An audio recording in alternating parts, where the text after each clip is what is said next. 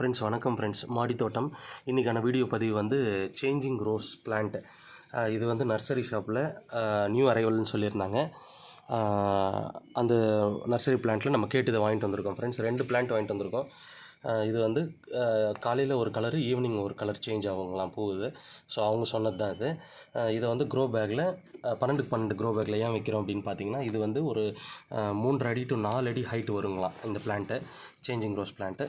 So இந்த பிளான்ட்டை வந்து க்ரோ பேக்கில் என்ன மண் கலவையில் வைக்கிறோன்னா, செம்மண், மாட்டு எரு, அப்புறம் வந்து கோகோபீட்.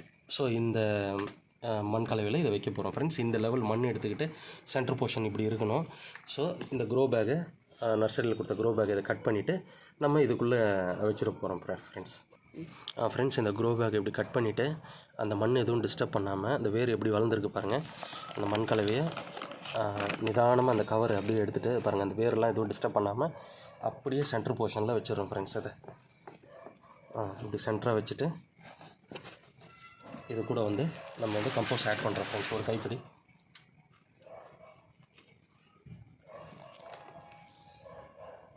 ஸோ இதை சுற்றி நம்ம எதுக்கு போடுறோம் அப்படின்றது எல்லாம் பிளான்ட் வைக்கும்போது நான் இன்ஃபார்ம் பண்ணிட்டு தான் இருக்கேன். ஸோ எல்லாம் பதிவும் நீங்கள் பார்த்துட்டு தான் இருப்பீங்க. இதுவும் இந்த பதிவுலையும் நான் வந்து உங்களுக்கு அப்டேட் பண்ணுறேன். இது எதுக்குன்னா, வேறு அழுகல் இல்லாமல் இருக்கிறதுக்கும், வேரை வந்து நம்ம டக்குன்னு க்ரோத் ஆகிறதுக்கும் தான் இங்கேயே நம்ம வந்து கொஞ்சம் அந்த கம்போஸ்ட் கொடுக்குறோம். ஸோ ஸ்மூத்தாக இருக்கும் அந்த இடத்துல நம்ம வேர் வந்து வளர்கிறதுக்காக. ஸோ ஒரு கைப்பிடி அளவு எடுத்து போட்டுக்கிட்டு நல்லா மிக்ஸ் பண்ணி விட்ருங்க.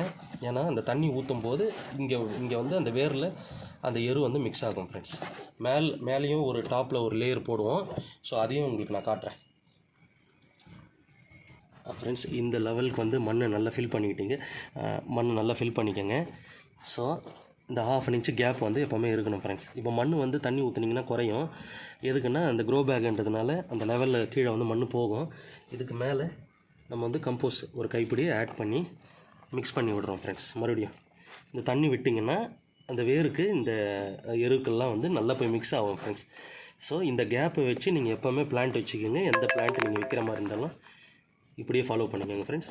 இந்த வீடியோ உங்களுக்கு பிடிச்சிருந்தால் லைக் பண்ணி, கமெண்ட் பண்ணி, ஷேர் பண்ணிக்கோங்க ஃப்ரெண்ட்ஸ். மறக்காமல் சப்ஸ்கிரைப் பண்ணுங்கள். பெல் பட்டனில் ஆல்னு ப்ரெஸ் பண்ணிக்கோங்க. அப்போ தான் நான் போடுற அப்டேட்ஸ் உங்களுக்கு உடனுக்குடனே வரணும்.